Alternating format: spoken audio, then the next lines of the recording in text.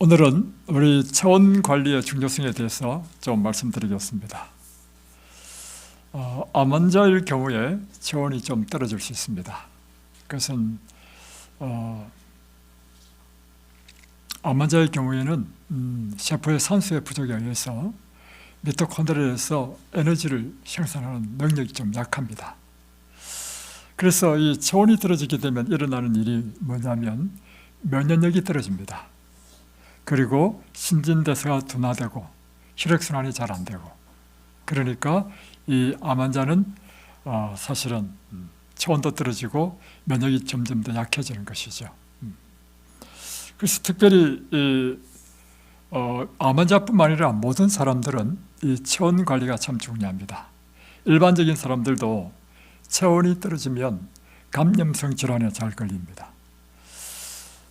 이 젊은 사람과 나이 든 사람의 차이가 있죠.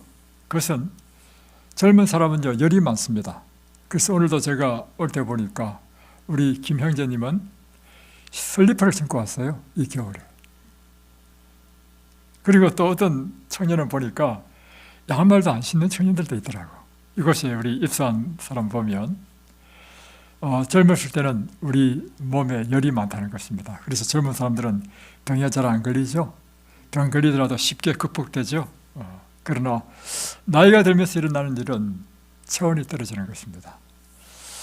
이 체온이 떨어지게 될 때 첫 번째는 면역력이 저하되기 때문에 질병에 잘 걸리고 신진대사가 둔화됩니다. 그래서 영양소의 흡수도 어렵고 에너지 생산도 잘 안 됩니다. 그리고 혈액순환이 잘 안 되기 때문에 손발이 오히려 차가워지는 그런 문제가 생기죠. 그래서 여러분 보면 뭐 체온의 1도를 상승시키면 뭐 병이 다 낫는다는 이런 말이 있지 않습니까? 체온이 올라가면 실제적으로 일어나는 일이 면역력이 증가됩니다. 우리의 백혈구의 숫자가 확 늘어납니다. 그래서 연구에 의하면 체온 1도 올라가면서 면역력은 약 5 내지 6배나 증가한다는 것입니다. 그래서 특별히 암 환자의 경우에는 체온을 올리는 것이 참 중요합니다. 또 신진대사도 촉진됩니다. 체온이 1도 올라가면 신진대사율이 10에서 13%가 증가한다는 것입니다. 혈액순환도 잘 개선되죠. 왜냐하면 체온이 올라가면 혈관이 열리잖아요. 열리면 피순환도 잘 되는 것입니다. 그래서 자연히 암세포도 억제되죠. 특별히 암은 열에 약합니다. 그래서 치료 가운데 하나가 뭐냐면 열치료법이 있습니다. 열치료법은 암은 38.5도, 우리 체온은 몇 도죠? 36.5도거든요. 36.5도에서 한 2도 올리면 38.5도 되죠. 38.5도에서 39도, 이 40도 넘으면 위험합니다. 이 뇌세포부터 망가지니까 큰일 나죠.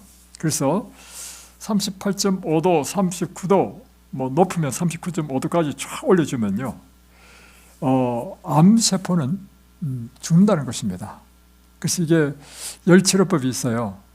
그런데 이럴 때 조심해야 될 것이 뭐냐면 암세포도 죽을 뿐만 아니라 그 열에 정상세포도 함께 죽는다는 것입니다. 그런데 열치료 후에 다시 정상적인 온도로 되잖아요. 그러면 암세포는 그냥 죽어서 그냥 그대로 끝나버리는데 정상세포는 손상되더라도 다시금 회복된다는 것입니다. 그래서 이것이 일반적으로 암 환자를 위하여 사용하는 열치료법이라는 것이죠. 그리고 체온이 올라가면 독소 배출이 잘 됩니다. 해독이 잘 되고. 그래서 특별히 암 환자들은 체온을 올리는 게 참 중요하죠. 체온을 올리는 제일 좋은 방법은 무엇인가? 그것은요, 활동하는 것입니다. 그래서 특별히 환자들이 운동을 많이 해야 되는 이유는 뭐냐면 체온을 두 가지 방법이 있죠. 외부에서 열을 가해가지고 우리 몸을 올리는 방법이 있고 우리 자체에서 열이 올라가는 방법이 있습니다. 어느 것이 더 좋을까요? 우리 내부에서 열이 나는 것이 이게 자연치유입니다. 사실은. 그걸 제일 좋은 방법은요, 여러분이 열심히 활동하면 우리 몸의 세포의 미토콘드리아에서 에너지 생산이 활발하게 이루어집니다. 그래서 체온이 확 증가합니다. 제가 이제 일하잖아요, 식당에서. 저는 겨울에도요 추위를 모릅니다. 활동하니까. 저는 겨울에 내복을 입어야 되거든요. 제와 초의 양은 내복도 안 입는데 그 손을 만져보면 손이요 후끈후끈합니다. 그래서 가장 좋은 방법은 운동하는 것입니다. 운동을 통해서 또 하나는 근력이 이제 발달하면 근력에서 이제 미토콘드리아 수가 증가하기 때문에 이 에너지를 더 많이 생산할 수 있다는 것이죠. 다음에 이제 두 번째는 이제 따뜻한 환경을 유지해 주는 것입니다. 여러분의 방이 춥게 해서는 안 됩니다. 따뜻하게 이렇게 해주고, 다음에 여러분의 잠자리, 여러분이 평상시에 입는 옷도 참 중요합니다. 그래서 환자는 춥게 옷을 입으면 안 됩니다. 가능하면 따뜻하게. 그런데 특별히 어느 부위를 해야 되느냐면 손과 팔, 가장 혈액이 맨 마지막까지 오는 이것이 제일 차가워질 수 있단 말이에요. 그래서 손과 발을 따뜻하게 하고, 또 우리 체온의 한 60%가 발산되는 곳이 목이랍니다. 그래서 이 목을 특별히 잘 감싸주는 것, 목도리 하는 것 참 중요하죠, 겨울에. 그리고 또 한 것은 배입니다. 그래서 특별히 온열 치료기로 개발돼가지고 배에 되는 것도 많이 나왔죠. 그게 다 체온이 우리 몸의 면역력과 관계 있는 것이고 병을 치료하는 데 관계가 있기 때문인 것입니다. 또 하나는 여러분이 음식을 섭취할 때도 따뜻한 음식을 섭취해야 됩니다. 그래서 찬 음식을 가급적이면 피하시고 따뜻한 음식을 취하시고, 물을 마실 때도 최소한 우리 체온과 비슷한 온도로 물을 마셔주는 것이 좋다는 것입니다.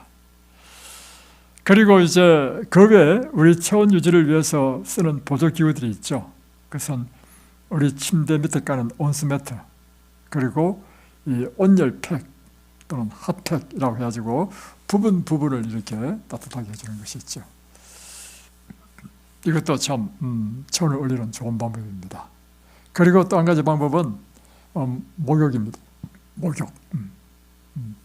목욕 또는 반신욕, 족욕. 족욕은 이제 발만 이제 따뜻하게 하는 거죠. 발만 이 뜨거운 물로 이렇게 따뜻하게 하면요, 혈액순환이 돼가지고 온 몸이 이제 후끈후끈 달아오릅니다. 그래서 주무시기 전에는 이와 같이 족욕을 통해서 몸을 따뜻하게 만들어주는 것은 참 필요하다, 이렇게 생각됩니다. 그래서 다시 한번 정리해보면 특별히 환자들은 체온을 유지하는 것이 참 중요하고 춥게 하면 안 된다는 사실, 그리고 체온을 올려주는 방향으로 여러분이 식사하든지 옷을 입든지 그리고 활동하는 이런 모든 일에 있어서 여러분이 늘 유념하면 좋다는 것입니다. 자, 오늘은 창세기나 출애굽기 3장으로 넘어가겠습니다.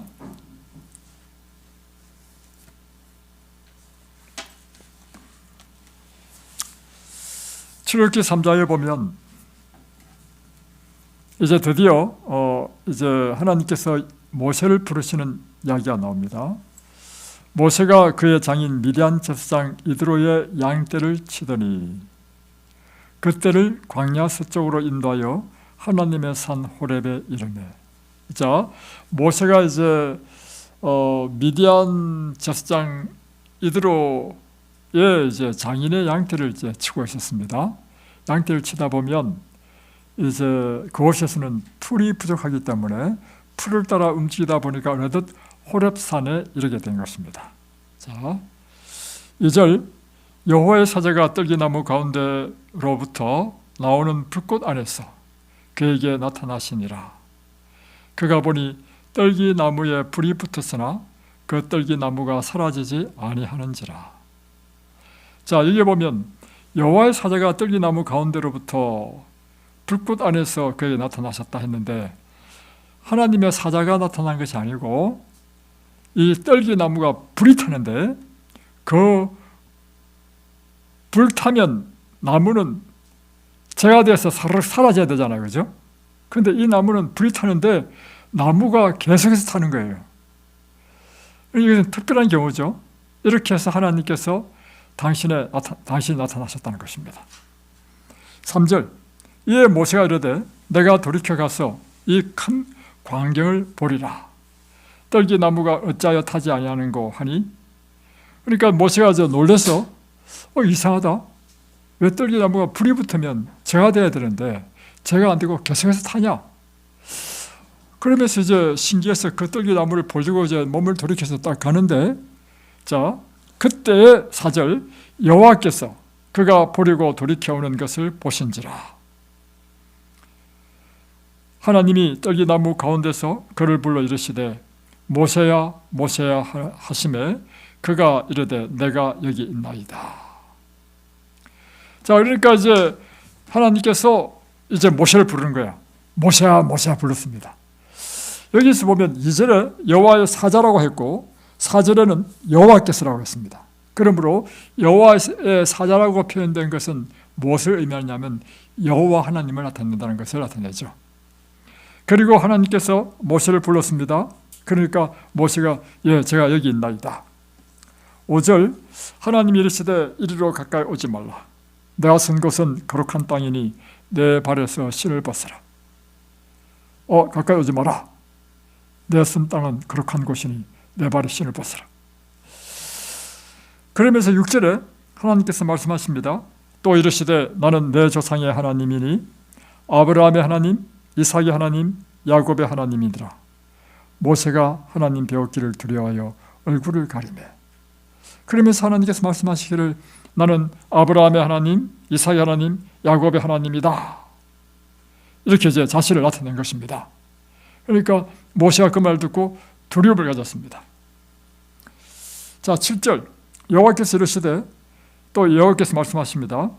내가 애굽에 있는 내 백성의 고통을 분명히 보고 그들이 그들의 감독자로 말미암아 부르짖음을 듣고 그 근심을 알고 내가 내려가서 그들을 애굽인의 손에서 건져내고 그들을 그 땅에서 인도하여 아름답고 광대한 땅, 젖과 꿀이 흐르는 땅, 곧 가나안 족속, 헷 족속, 아모리 족속, 브리스 족속, 히위 족속, 여부스 족속의 지방에 데려가려 하노라. 그래서 이제 하나님께서 이 모세에게 이야기합니다. 내가 애굽에 있는 내 백성의 고통을 내가 분명히 보았다. 그리고 그들의 부르짖음을 들었다. 내가 그 근심을 안다. 그래서 내가 내려가서 이 내 백성을 애굽인의 손에서 건져내겠다. 그리고 내가 그를 인도해서 아름답고 광대한 땅, 젖과 꿀이 흐르는 가나안 땅으로 데려가겠다. 이렇게 말씀하시는 것입니다. 9절, 그러면서 하나님께서 이제 모세에게 말씀하십니다. 이제 가라. 이스라엘 자손의 부르짖음이 내게 달하고 애굽 사람이 그들을 괴롭히는 학대도 내가 보았으니 이제 내가 너를 바로에게 보내어 너에게 내 백성 이스라엘 자손을 애굽에서 인도하여 내게 하리라. 그런데 이제 하나님께서 내가 내려가서 인도하고 구원하겠다라고 하시면서 이야기하기를 모세에게 네가 내려가라. 그리고 이 백성을 인도하라. 이렇게 말씀하시는 것입니다. 그러니까 하나님께서는 하나님의 백성을 구원하는 일에 누구를 사용하신다는 것입니까? 모세를 통하여 이스라엘 백성을 구원하겠다는 것을 말씀하시죠. 11절, 모세가 하나님께 아뢰되 내가 누구에게 바로에게 가며 이스라엘 자손을 애굽에게 인도하여 내리까.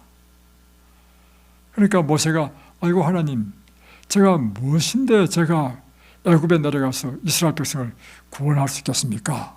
이렇게 이야기하는 것입니다. 이 모습은 옛날에 이 모세의 모습과 달랐습니다.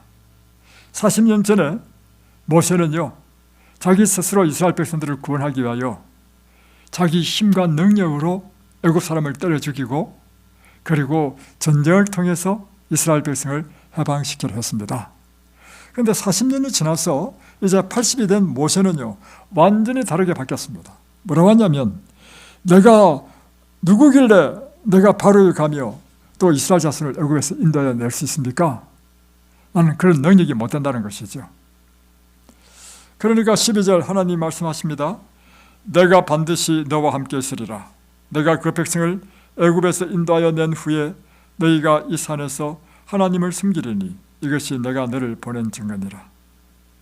그러니까 하나님께서 하신 말씀이 내가 너와 함께 하겠다. 그리고 이 백성을 인도하여 다시 지금 이 산으로 내가 너를 이끌겠다. 이것이 내가 너를 보낸 증거니라. 다시 말하면 내가 너를 보낼 때 너 혼자만 가는 것이 아니고 내가 너와 함께 하겠다는 것입니다. 그리고 내가 너와 함께 해서 이스라엘 백성을 인도해서 지금 이 산으로 내가 이끌겠다 하는 것입니다. 그러니까 13절에 모세가 또 하나님께 말합니다. 그래서 성경을 보면 참 저는 성경 볼 때마다 아주 좀 재밌게 느끼는 게 있습니다. 그래서 무엇이냐면 하나님을 만난 사람들이 하나님과 대화를 한다는 것입니다. 하나님께 묻고 하나님께 답하고 또 질문하고 질문에 답하고 이런 모습이 저희는 굉장히 좀 생소하고 좀 그렇습니다. 왜 그런가 하면 내 생각에는 하나님께서 나타나시면 그분의 나타나심으로 인해서 내가 할 말이 하나도 없을 것 같은데 이 모세는 하나님과 이야기를 해. 내가 너를 보내서 이스라엘 백성들을 애굽에서 인도하여 내서 적과 꿀이 흐르는 땅으로 인도하도록 하겠다 하니까 모세가 아이고 제가 누구길래 일을 할 수 있습니까? 내가 누구길래 어떻게 갑니까? 이렇게 이제 말하니까 하나님께서 내가 너와 함께 하겠다. 이러니까 또 모세가 또 이야기합니다. 13절 모세가 하나님께 아뢰되 내가 이스라엘 자손에게 가서 이르기를 너희의 조상 하나님이 나를 너희에게 보내셨다 하면 그들이 내게 묻기를 그의 이름이 무엇이냐 하리니 내가 무엇이라고 그들에게 말하리까. 그러니까 모세가 이제 하나님 말씀을 듣고 이제 이스라엘 백성한테 가가지고 하나님께서 이제 나를 너희에게 보내셨다 이렇게 하면 그 사람들 이스라엘 백성들이 나한테 묻기를 이렇게 물을 것이라는 것입니다. 너를 보낸 그분의 이름이 무엇이냐 이렇게 물을 거라는 것입니다. 이럴 때 14절에 보면 그러니까 내가 이때 어떻게 말을 해야 됩니까? 이렇게 묻는 거죠 하나님께. 그러니까 14절에 하나님이 모세에게 말씀합니다. 그럴 때 나는 내 이름은 이것이다. 나는 스스로 있는 자이니라. 이것이 하나님의 이름이라는 것입니다. 또 이르시되 너는 이스라엘 자손에게 이같이 이르기를 스스로 있는 자가 나를 너에게 보내셨다 하라. 자, 하나님의 이름이 뭐라고요? 스스로 있는 자. 스스로 있다는 뜻이 뭘까요? 네, 다시 말하면 스스로 존재하시는 분. 그러면 하나님과 다른 피조물, 다른 존재와의 차이점은 무엇인가? 다른 존재들은요 스스로 존재할 수 없다는 것입니다. 여러분 스스로 존재할 수 있습니까? 여러분은요 끊임없이 어릴 때는 어머니의 젖을 먹어야 존재할 수 있고요, 지금도요 여러분은 끊임없이 밥을 먹어야 존재하고요, 끊임없이 태양이 비춰져야 살 수 있고요, 비가 와야 살 수 있습니다. 끊임없이 곡식은 봄, 여름, 가을, 겨울에 사계절 따라서 꽃이 피고 열매를 맺고 곡식을 만들어줘야 여러분이 그것을 먹고 살 수 있는 존재인 것입니다. 이런 사람은 스스로 존재하는 자가 아니라는 것입니다. 스스로 존재하시는 분이란 무엇인가 하면 그런 것 전혀 없이 외부의 도움 없이 스스로 존재하는 분. 이걸 영어로 표현하면 I am that I am 이란 뜻입니다. 다른 말로 표현하면 나는 나다. 이게 하나님의 이름입니다. 이걸 히브리의 음력으로 표현하면 야훼가 됩니다. 야훼.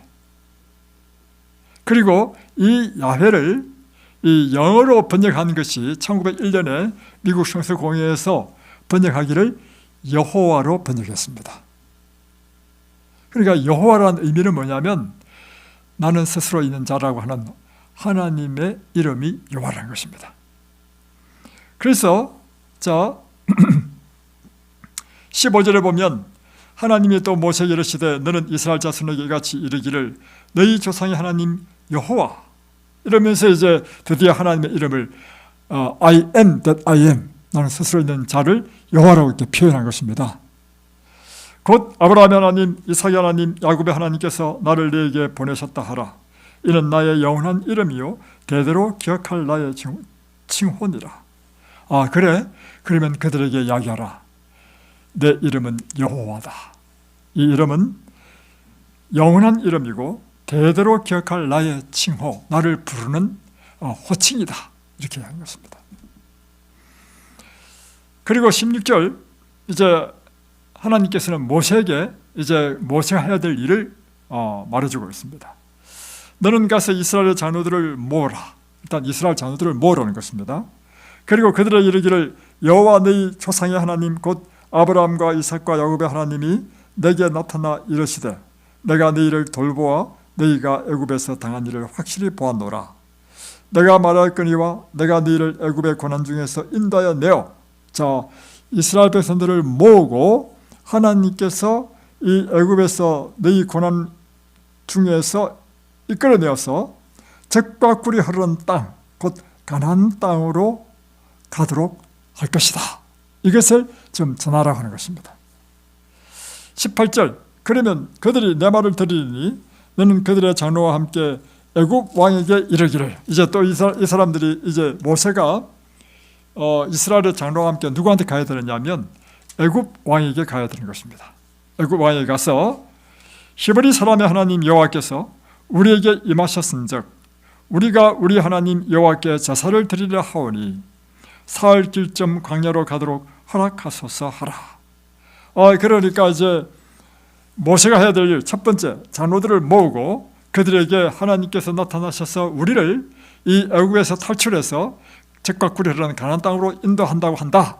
세 번째, 그 장로와 함께 누구를 만났냐면 애굽의 왕을 만나라.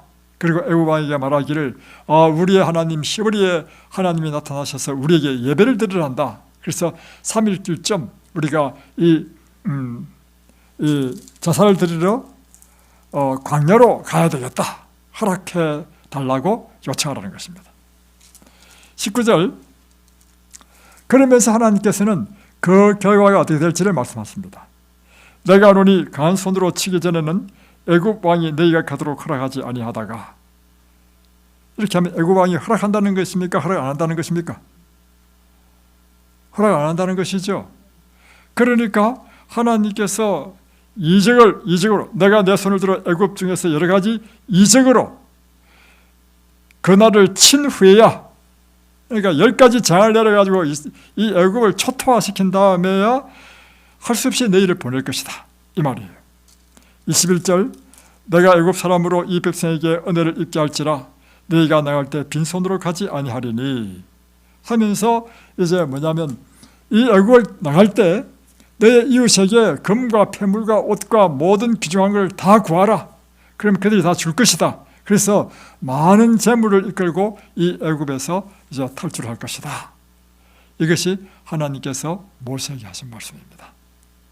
자, 오늘 출애굽기 3장에서는 하나님께서 호렙산에서 모세를 만나가지고 자신을 나타내시고, 그리고 모세에게 그가 해야 될 일을 이야기해 줬습니다. 이 출애굽기 3장을 통해서 우리가 묵상해야 될 주제는 무엇인가 하는 것입니다. 첫 번째는 이것입니다.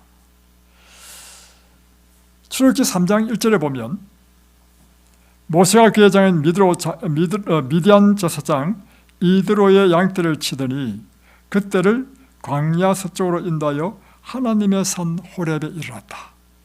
여기서 보면 호렙산을 뭐라고 이야기합니까? 하나님의 산이라고 이야기합니다. 여러분, 자, 질문할게요. 지금 이 미디안 광야는요, 어저께도 얘기했듯이 굉장히 큰 산들이 많이 있습니다. 보통 해발 2200 이렇게 됩니다. 제벨 무사 또 어떤 산 이렇게 아주 많이 있어요. 그러면 그 중에 한 산이 호렙산이란 말입니다.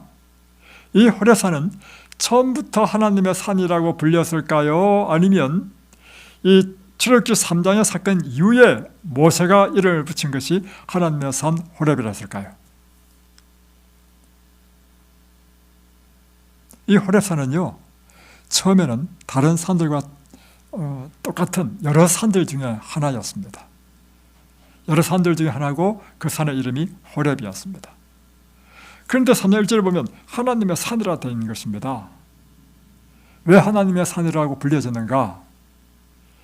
이곳에서 하나님께서 모세를 만났기 때문에 이 산은 이제는 그때로부터 하나님의 산이라고 명명되어진 것입니다. 이것은 우리에게 무엇을 말해주죠? 하나님을 만나는 순간요, 그것은 그 사건이든 장소든 사람이든 특별한 존재가 된다는 것입니다. 다시 한 번 더, 이 산에 하나님께서 임하셨기 때문에 그때로부터 이 산은 특별한 산이 되어서 하나님의 산으로 일컬어졌고, 모세가 이곳에서 하나님을 만났으므로 그때부터 모세는요, 하나님의 사람 모세라고 일컬어졌습니다. 그리고 우리의 일어난 사건도 하나님과 관계되는 사건은 특별한 사건이 되는 것입니다.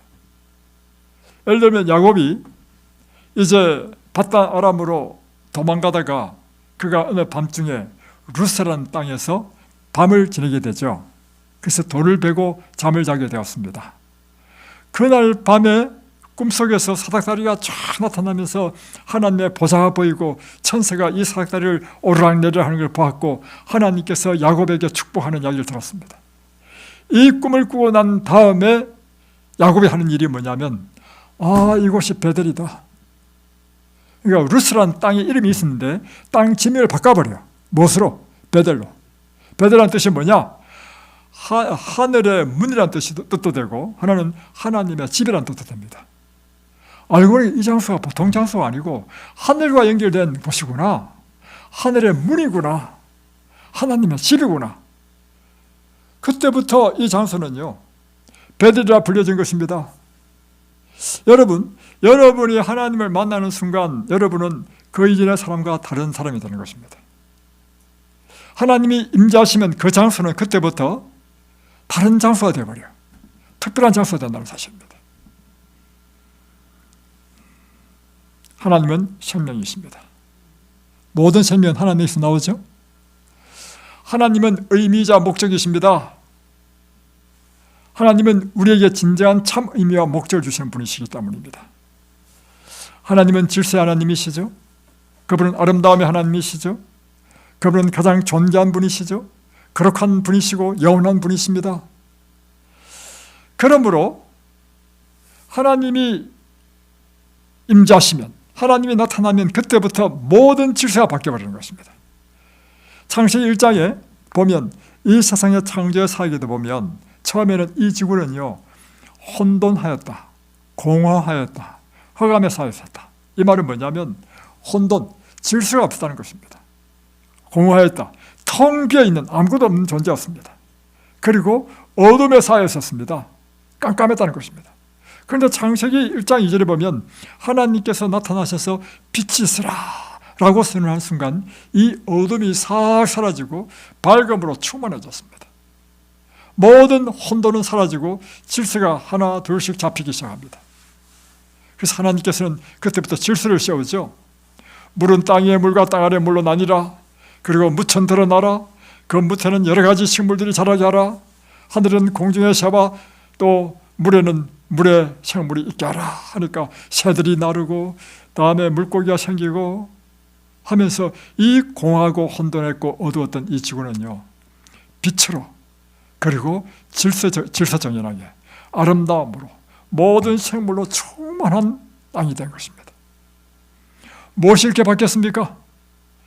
하나님이 임하시니까 그 공한 땅, 그 암흑천지의 그 땅, 그리고 무질서했던 그 지구가 이렇게 아름다운 세계로 바뀐 것입니다. 우리 인생도 이렇게 마찬가지입니다. 하나님이 우리를 만나는 순간 우리는 완전히 다른 존재로 바뀝니다. 하나님이 우리를 만나는 순간 그 전에 저는요, 허무한 사람이었습니다. 인생에 의미가 없었습니다. 제 마음은 어둠으로 꽉 차 있었습니다. 인생을 왜 살아야 되는지, 제 경험입니다. 제 인생의 의미가 무엇인지도 몰랐습니다. 그리고 행복이라는 걸 알지 못했습니다. 그런데 하나님께서 저를 딱 만나는 그 경험을 하고 난 이후에 저는 완전히 다른 사람으로 바뀌었습니다. 제 인생의 의미와 목적이 분명해졌고 제 인생은 그때로부터 완전한 새 출발이었습니다. 그분이 임할 때 나에게 주신 것은 생명을 주셨고 질서를 주셨고 의미를 주셨고 목적을 주셨고 아름다움을 주셨습니다. 내 인생의 의미를 주셨습니다. 하나님이 나타나시면 완전히 다른 존재로 바뀐다는 것입니다. 마치 모세가 이 호렙산에서 그분을 만났을 때 이 호렙산은 다른 산들과 달라요. 이제는 하나님이 임재하신 특별한 산, 그래서 하나님의 산이 되는 것입니다. 그때로부터 이 호렙산은요, 나중에 출애굽한 이스라엘 백성들이 와서 이곳에서 십계명을 받는 유명한 신의 산이 호렙산의 다른 이름인 것입니다. 그래서 엘리야가 그가 급하게 도망가서 하나님을 만나기 위해서 찾아온 곳이 어디냐면 이 호렙산을 찾아왔고 이 호렙산에서 그는 다시금 하나님을 만나게 된 것입니다. 그렇습니다. 이 세상의 역사에 있어서도요, 하나님이 이 세상의 한 경쯤에 이 땅에 오셨습니다. 그 순간 이 세상은요, 두 쪽으로 쫙 나눠져 버렸습니다. 어떻게 나눠졌느냐? BC, 하나님이 이 땅에 오시기 전의 역사와 하나님이 이 땅에 오신 이후의 역사, AD로 나눠진 것입니다. 올해가 지금 2025년이죠. 이 서기 2025년 의미는 뭐냐면 예수님이 오신 후 2025년이 됐다는 뜻입니다. 그러니까 예수님이 오신 난 이후에 이 세상의 역사가 바뀌어버렸어. 이 세상의 역사를 카운트하는 달력이 바뀌어버렸어. 그래서 이것은 불교를 믿는 나라든지 뭐 어떤 종교를 믿는 나라든지 무교든지 모든 사람들은 지금 이제 예수님께서 탄생하신 이후의 역사에 따라서 연도를 계산하게 되었다는 것입니다. 바울의 일은 바로 이 다메섹 도상에서 예수님을 만났습니다. 예수님을 만난 이후에 바울의 생일은 사울에서 바울로 바뀌어버리죠. 예수님을 알지 못하고 예수님을 믿는 자를 핍박하는 그가 오히려 예수님을 온 세상에 전파하는 복음의 사도로 바뀐 것입니다. 여러분 하나님을 만나셨습니까? 네, 어떻게 만나셨습니까? 하나님께서는요, 당신을 만나는 여러 가지 방법을 사용합니다. 직접 이 바울처럼 빛으로 임하시고 만나시고, 모세기는 호렙산에서 떨기나무의 그 불꽃 속에서 만나시고, 제 인생에서는 하나님 어떻게 만나셨는가? 저는 하나님의 말씀을 통해서 그분을 만났습니다. 이때부터 모세는 완전히 다른 사람이 된 것처럼 모세는요, 하나님 만난 이후에 완전히 다른 인생을 살게 되죠. 그런 이제는 더 이상 양치기를 하지 않습니다. 그런 이스라엘 백성을 인도하는 지도자가 됩니다. 그의 인생은 새롭게 새로운 인생의 40년을 보내게 됩니다. 마찬가지로 오늘 우리가 하나님을 만난 이후에 우리는 그 이전의 삶과 완전히 다른 새로운 인생을 살게 된다는 것입니다. 두 번째, 이제 모세가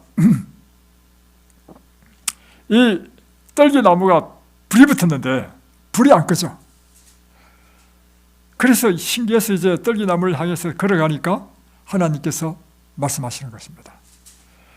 내가 선 땅은 거룩한 곳이니 내 발에 신을 벗어라.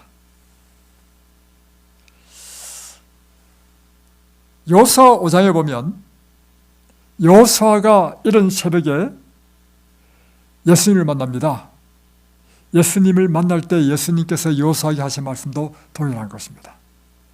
내 발에 신을 벗어라. 내가 쓴 곳은 거룩한 곳이니라. 하나님은 우리를 만날 때마다, 이제 모세를 만날 때도 그렇고 여호수아를 만날 때마다 하시는 말씀이 뭐냐면, 내가 쓴 곳은 거룩한 곳이다. 내 발에 신을 벗어라. 이 말을 했습니다. 신을 벗으라는 뜻은 무슨 뜻일까요? 신은 무엇을 의미합니까?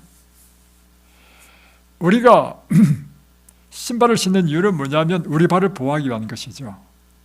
우리 발을 깨끗하게 보호하기 위해서 대신 온 천지 만지 돌아다닐 때 누가 더러워집니까? 우리 발 대신에 신발이 더러워지죠.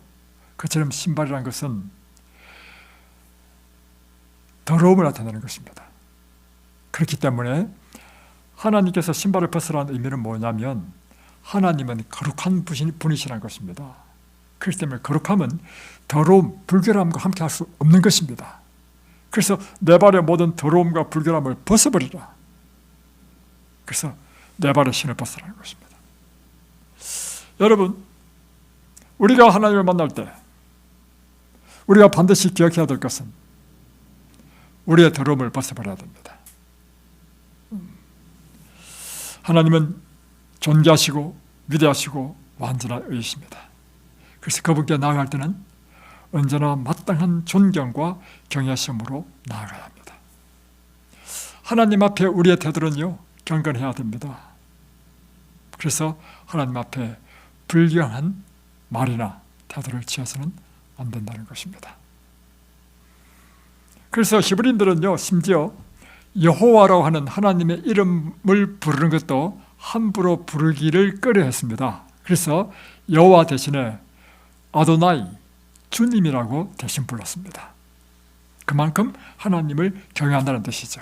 우리가 우리의 부모님의 이름을 존귀하게 하기 위해서 내 아버지의 성함이 무엇이냐 이렇게 물으면 예, 제 아버님의 성함은 권자, 오자, 숫자이십니다. 이렇게 하는 이유가 뭐냐면 내 부모님의 이름을 존귀하게 여긴다는 뜻이죠. 마찬가지로 히브리인들은요, 여호와 하나님을 존귀하게 여기기 때문에 그 이름 부르는 것도 그들은 꺼려했습니다. 그래서 대신에 무슨 이름을 썼냐면 아도나이, 주님이라는 표현을 썼다는 것입니다. 자, 제가 한 청년과 이제 이야기를 하게 됐습니다. 이 청년이 옛날에 귀신을 들렸다가 이제 귀신에서 이제 벗어났다는 이야기를 들었습니다. 그리고는 이 청년이 다시 또 귀신이 들까 싶어서 이제 좀 마음에 두려움을 갖고 있는 청년이었습니다. 그래서 제가 이제 그 청년을 도와주기 위해서 먼저 우리가 천연치료의 방법은 뭐예요? 원인이 무엇인지를 알아야 그 처방이 가능하죠. 원인을 제거할 수 있으니까. 그래서 이제 물어봤습니다. 형제가 어떻게 해서 이 귀신이 들리게 되었습니까? 그리고 귀신 들린 기간은 어느 정도 기간 동안 걸렸습니까? 라고 했어요. 그리고 세 번째는 어떻게 그 귀신에서 벗어났습니까? 물어봤습니다. 첫 번째, 이 청년이 귀신 들린 된 것은요, 이런 이야기였습니다. 이제 어떤 사건으로 굉장히 화가 많이 나가지고 자기 부부와 이제 밤늦게까지 이렇게 그로 인해서 토론하고 이렇게 이야기를 했답니다. 하다가 너무너무 화가 나가지고 자기 생각 속에 내가 하나님을 욕해야 되겠다는 생각이 드는 거예요. 그래서 하나님을 욕했대. 욕하는 순간 갑자기요, 귀신이 딱 들렸는데요. 귀신 들리니까 어떤 일이 일어났냐고 물어보니까 내 의지와 관계없이요, 막 입에서 막 이상한 말이 막 나오더래. 성경에 나오는 거랑 똑같죠. 자기 의지와 관계없이 막 이상한 말이 나오고 내가 다른 말을 하고 싶은데 다른 말이 안 나오고 귀신하는 말이 막 나오더래. 원인이 뭐라고요? 하나님을 욕했다는 것입니다. 그래가지고 그 한 며칠 가냐 물어보니까 그렇게 오래는 가지 않았어요. 한 5일인가 일주일 이내였습니다. 어떻게 나왔냐 물으니까 그래서 막 교회에서 사람들이 와가지고 막 기도를 해줬대. 기도해 주니까 귀신이 떠나간다는 것입니다. 여러분, 우리는요, 하나님의 성호를 존귀하게 여기고 또 그분이 거룩하니 그분에 대한 생각, 우리의 말, 태도, 모든 것에 있어서 그분이 거룩하신 것처럼 우리가 그렇게 경외심으로 하나님을 대해야 됩니다. 오늘 하나님께서는 모세에게 내 발의 신을 벗어라, 내가 쓴 곳은 거룩한 곳이니 라는 이 말씀은 오늘 우리가 하나님의 성전에 들어왔을 때 우리의 태도, 자세, 말, 행동, 이 모든 것들이 이 거룩한 곳에서 마땅히 하나님께 경외심을 나타내야 된다는 것입니다. 자, 그리고 또 한 가지는 이것입니다. 하나님이 거룩하다는 의미는 무슨 뜻인가 하면요, 구별한다는 뜻입니다. 거룩이라는 것은 카다시인데요, 원래 뜻은 구별하다는 것입니다. 이것은 하나님은 다른 신들과 구별되신 분이시다, 이런 뜻입니다. 그러니까 다른 신들과 같지 않다. 그분은 아주 탁월하시고 위대하시고 영원하신 분이고 능치 못한 일이 없으신 왕 중의 왕, 신 중의 신이라는 그런 의미에서 구별된다는 뜻입니다. 그래서 그분은요, 그분 자신이 이와 같이 거룩하기 때문에 그분에게 속한 모든 것은 다 거룩하기를 요구합니다. 그래서요, 여러분, 이 건물을 다른 말로 표현하면 성전이라 합니다. 성전이라는 것은 거룩한 성자, 전, 하나님의 전이라는 뜻이거든요. 왜 이것이 성전인가? 이것이 하나님을 예배하기 위하여 구별된 장소이기 때문에 성전인 것입니다. 자, 여기 있는 단상 있죠? 이 단상을 성물이라고 합니다. 왜냐하면 이것은 하나님께 예배드리기 위하여 구별된 물건이라는 뜻입니다. 여러분이 이제 헌금을 드릴 때요, 이 헌금은요, 여러분 지갑 가운데서 여러 돈 중에 하나잖아요. 여러분의 지갑 가운데 여러 돈 중에 하나지만 그것을 끄집어내서 헌금할 때는 이것은 하나님께 드려지는 구별된 돈이 되는 것입니다. 그래서 이 돈은요, 성금이 되는 것입니다. 여러분이 일주일 가운데 특별히 안식일을 기억하여 거룩히 지키고 이 날을 예배일로 우리가 예배드리죠. 이 날을 성일이라 합니다. 일주일 가운데 똑같은 일주일이지만 이 날은 성일, 구별된 날이라는 뜻입니다. 무엇을 위하여? 하나님을 위하여 구별됐다는 뜻입니다. 똑같이요, 여러분을요, 하나님께서는 성도라고 합니다. 성도란 뜻이 뭐냐면 특별히 구별된 사람이라는 뜻입니다. 그러니까 무엇을 위해서 구별되는가? 하나님을 위하여 구별된 사람이라는 뜻입니다. 여러분은 이 세상 사람과 다르다는 뜻이에요. 구별되었다는 뜻은 무엇이 다른가? 이 세상 사람들은 자기 마음대로 살지만 나는 하나님을 위하여 하나님께 예배드리는 사람으로 구별된 사람이다 하는 뜻입니다. 그래서 여러분 구별을 잘 하셔야 됩니다. 십계명을 보면요, 십계명은 전부 다 구별하는 것입니다. 그래서 십계명은 뭐냐면 우리가 거룩하게 되는 것입니다. 나 외에 다른 신을 섬기지 말라. 이것도 뭐예요? 구별하는 거예요. 하나님 참신과 거짓신을 구별하는 거야. 하나님 이름을 망령되이 일컫지 말라. 이것도 구별하는 거죠. 다음에 또 안식일을 그렇게 지키라. 이것도 나의 가운데 특별히 7째 날을 구별하는 뜻이고, 내 부모를 공경하라. 이것도요, 내 부모를 특별히 구별해가지고 특별히 내 부모를 공경하는 뜻입니다. 살인하지 말라, 간음하지 말라, 도둑질하지 말라. 다 구별이에요. 그래서 여러분, 이 십계명은 알고 보면 뭐냐면 우리로 하여금 거룩한 하나님의 백성이 어떤 삶을 살아야 하는지를 나타내는 것입니다. 세 번째 이것입니다. 하나님은 우리의 처지와 우리의 형편을 보시고 들으시고 알고 계신다는 것입니다. 성경에서 보면 출애굽기 3장에 보면 7절에 여호와께서 이르시되 내가 애굽에 있는 내 백성의 고통을 분명히 보았다. 그들이 그들의 감독자로 말미암아 부르짖음을 내가 들었다. 그 근심을 안다. 그래서 내가 그들을 이 애굽에서 건져내고 인도하여 적과 꿀이 흐르는 땅으로 내가 데려가려 하노라. 이겁니다. 여러분, 그런데 사실은요, 우리 눈에 하나님 보이십니까? 하나님은 어디에 계시죠? 하늘에 계시잖아요. 하늘이 얼마나 높습니까? 그러면 우리 생각에 내가 지금 이런 처지 형편, 암이 걸려서 고통당하고, 근데 하나님은 보이지도 않고 하늘을 저 멀리 있는데 어떻게 내 처지와 형편을 아실까? 성경은 말씀하기를요,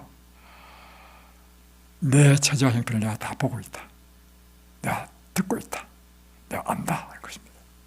그러니까 여러분 기억하십시오. 하늘이 멀지 않구나. 하늘은 우리가 생각하는 것처럼 까마득한 곳이 아니라 하나님은 우리를 보시고 아시고 들으시고 한순간도 우리를 보시지 않는 데가 없다는 사실을 기억하시기 바랍니다. 그리고는 하나님은 지금 이 하나님이 그래서 결국에는 모세에 나타난 목적이 뭡니까? 그 고통을 받는 이스라엘 백성들을 구원하기 위해서 지금 모세에게 왔죠. 네가 가서 그들을 구원하라 이 말 아닙니까? 마찬가지로 하나님은 우리를 보고 듣고 아시는 목적이 뭐예요? 여러분을 구원하기 위하여. 그분이 그의 귀로 우리의 형편을 듣고 그의 눈으로 우리의 형편을 보는 이유는 뭐냐면 우리의 딱한 처지와 형편을 구원하시기 위하여. 그래서 하나님께서 말씀하시기를 내가 건져내겠다, 인도해내겠다, 데려가겠다. 그런데 하나님께서 하신다 했는데 결국에는 하나님이 하시는 일을 누구 시킨다는 것입니까? 모세를 시켜서 한다는 것입니다. 그러니까 하나님께서 우리를 구원하시되 어떻게 구원하시느냐? 하나님의 대리자를 통해서 구원하신다는 것입니다. 그래서 여러분을 이 이든벨리로 인도하셨습니다. 그런데 하나님께서는 여러분을 구원하시는데요, 무엇을 통해서 구원하시냐면 인간 대리자를 통하여 구원하신다는 것입니다. 그래서 제가 이렇게 지금 열심히 지금 설교하는 거 아닙니까? 뭐 하기 위해서요? 하나님의 뜻을 받들어 여러분을 치료하고 구원하기 위하여. 맞죠? 그러니까 이 출애굽기 3장에 이 하나님께서 이스라엘 백성을 구원하기 위하여 모세를 부르시는 거나 오늘 이 이든벨리에서 일어나고 있는 일이나 똑같은 거죠? 여러분 기억하십시오. 하나님께서 우리를 돌보고 계십니다. 한순간도 여러분을 놓치지 않습니다. 하나님께서는 여러분을 정말 사랑하십니다. 여러분을 구원하시기를 원하십니다. 여러분의 딱한 처지와 형편 하나님께서 다 보고 계십니다. 들으십니다. 그리고 여러분을 구원하시기를 간절히 열망합니다. 그래서 여러분이 이곳으로 인도하셨습니다. 그리고 이 시간 여러분 하나님의 말씀으로 여러분에게 계속해서 하나님께서는 말씀하시는 것입니다. 우연아, 내가 너를 사랑한다. 내가 너를 구원하기 위해서 이곳으로 보냈다. 이끌었다. 조아나, 내가 너를 사랑한다. 내가 너를 구원하기 위해서 이것을 인도했다. 진호야, 내가 너를 사랑한다. 내가 너를 구원하기 위해서 이것으로 이끌었다. 또 있죠. 또 일일이 이름을 이야기하면 또 싫어할 사람도 있으니까. 오늘 하나님의 이 놀라운 사랑이 여러분을 넉넉히 구원하실 것입니다. 여러분이 하셔야 될 일이 뭐냐면 하나님을 만나는 일에 집중하십시오. 하나님을 만나는 순간 여러분은 전적으로 다른 사람이 되는 것입니다. 여러분이 이곳에서 힘써야 될 일이 뭐냐면 하나님을 만나십시오. 모세 하나님을 만나는 순간 모세는 전적으로 다른 사람이 되었습니다. 그 땅조차도 하나님이 임하시니까 거룩한 하나님의 산이 되었습니다. 오늘 그 같은 놀라운 역사가 여러분에게 함께 하시길 바랍니다. 기도하겠습니다.